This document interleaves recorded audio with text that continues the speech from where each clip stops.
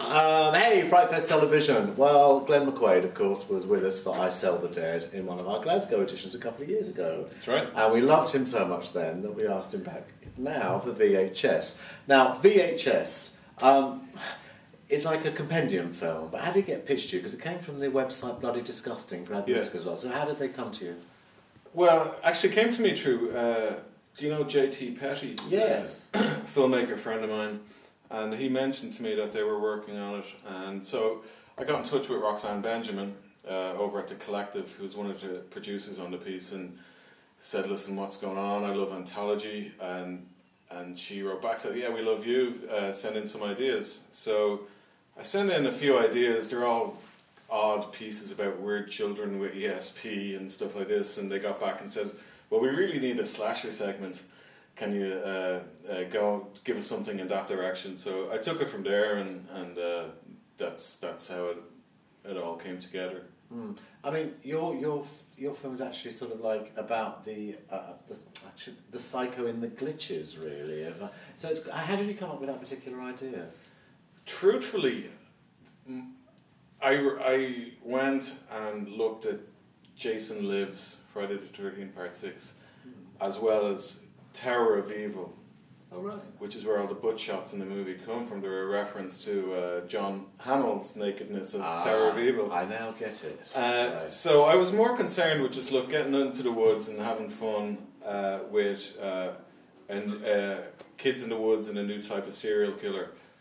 And the brief to myself was to show a new type of killer, come up with a new type of silhouette. So again, I'd watched all of my favourite slashers, which are basically all from the 80s, like Friday the 13th, The Burning, even back to films like Torso and Blood and Black Lace, to come up with, what would be an interesting look. And started to think that I was kind of painting myself in a corner, trying to come up with something new.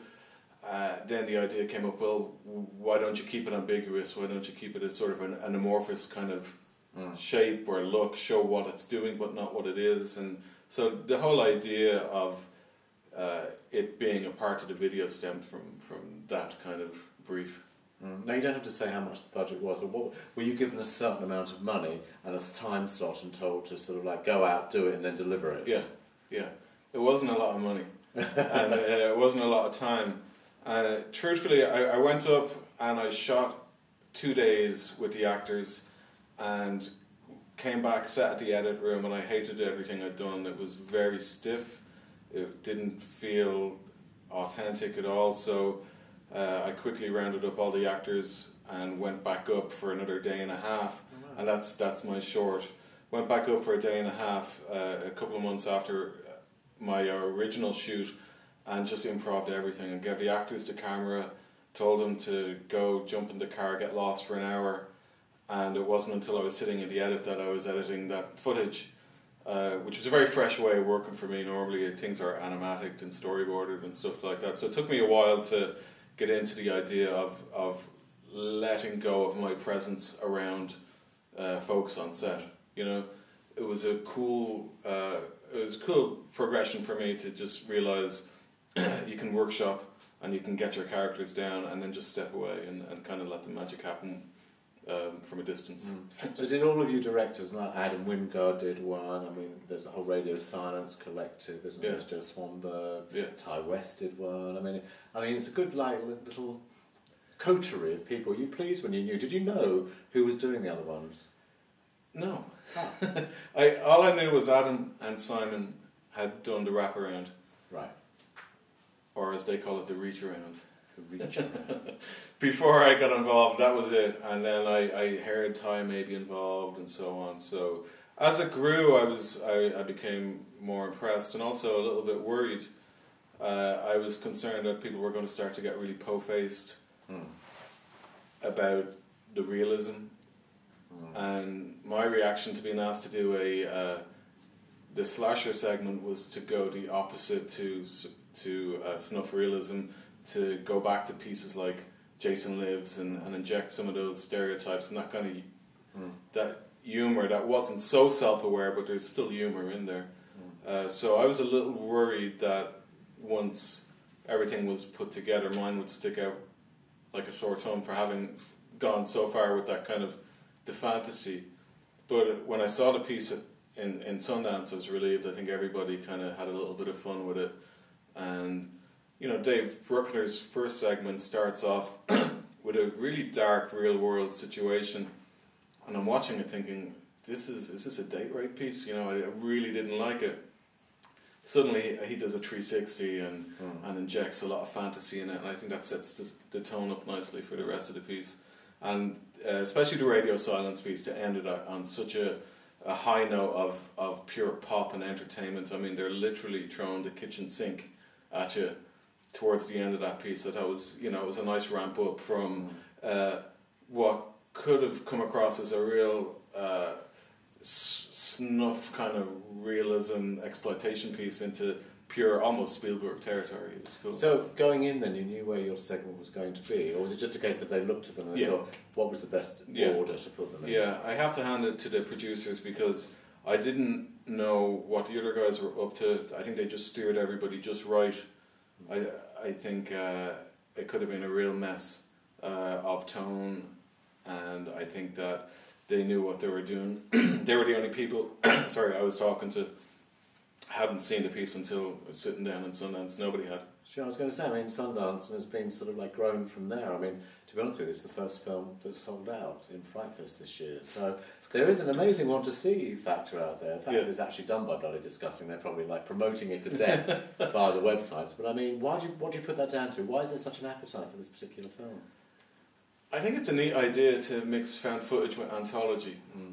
And I think VHS manhandles the found footage mandate in that it's more of a celebration of fantasy than it is of realism, and I think it pushes I think found footage needed a little bit of a push for people to realise, you know, it's okay to have fun with this stuff, it's okay for it to get into unbelievable territory. I think people are always going to have suspension of disbelief regardless, you know, as they would any other movie. So I think that's helped. I think people who are seeing it are kind of feel like parts of it are a refreshing take on it. And the title's quite clever too, because I mean, people do have nostalgia for that format for some reason, don't they? They think about watching dodgy pirate videos with the way it looks and how dreadful. Well, if you're around for it, certainly. I mean, I was around before VHS. You know, I remember our first cinder block of a VHS player, which came with a free copy of The Wicker Man, large clamshell copy of The Wicker Man. We didn't even have the name when we were making the movie, so when I first heard it was called VHS, I was a little concerned because my piece is very digital, and Joe Swanberg's piece is Skype, you know. But I think VHS, in a way, it does suggest a sort of an underground trade of these videos, and to keep them on VHS and not put them online is kind of cool. You know, there's in music, beyond the whole vinyl culture, there's a whole tape cassette culture going on now. I think it's great to step away from the immediacy of just being able to download a file and having to actively seek out something and almost be a hunter-gatherer with this stuff brings back some of the magic for me. Also, in the early days, Roxanne Benjamin was tying with the idea of calling the piece Video Horror Shorts. So I think it was also a nice play on all of that. So.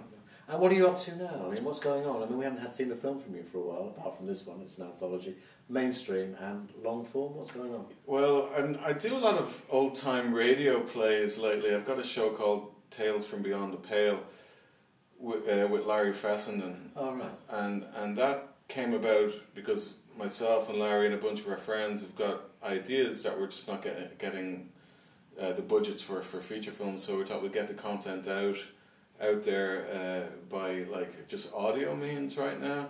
So we've had work from people like Paul Sollett, who was at FrightFest Glasgow with Grace.